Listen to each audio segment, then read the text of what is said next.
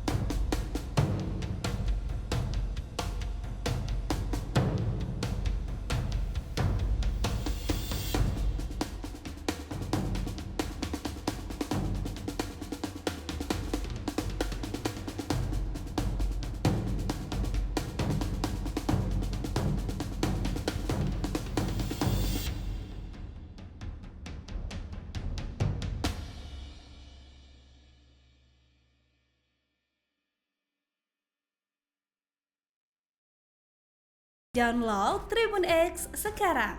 Menghadirkan lokal menjadi Indonesia.